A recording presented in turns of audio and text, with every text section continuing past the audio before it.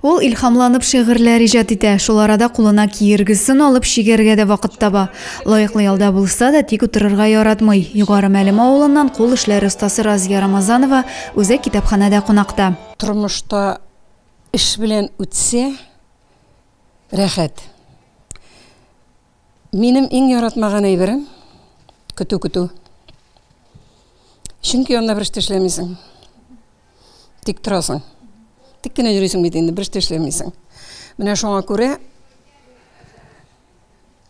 эш инде эш яратам, мин төрле эш яратам. Кул эшләре яратам, чигәм, бәйлим, тегәм. Үзе китапханәдә эшләп килүче әдәбият, мәдәният, илһамият проекты киң кырлы иҗат кешеләрен барлый. Алар белән якыннан танышу өчен китапханәчеләр очрашу уздыра. Ай саен яңа кунак тамашачыларны сөендерә.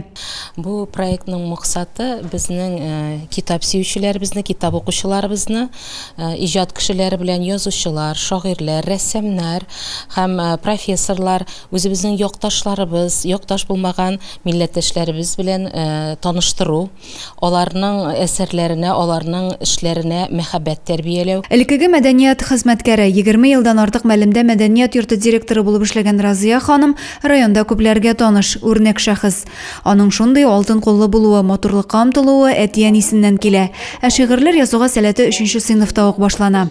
Мин үземне шагыйрә димим. Әзрәк күңелдәге бирләрне язгалыйм. Менә шул 3нче класстан бирле. Мин аларның берсендә җимаганмын. Кирәксенмәгәнмен. Тормышны чит күңелдән яраткан кешеләр генә ана шундый матурлык тудыра ала торгандыр. Очрашуга килгән зәйлеләр Разия ханымның кул эшләре белән таныштылар, шигырьләрен тыңладылар. Шәһәр мәдәният йорты директоры Фәннур Миникәев кичә кунакларына үзенең матур җырларын бүләк итте.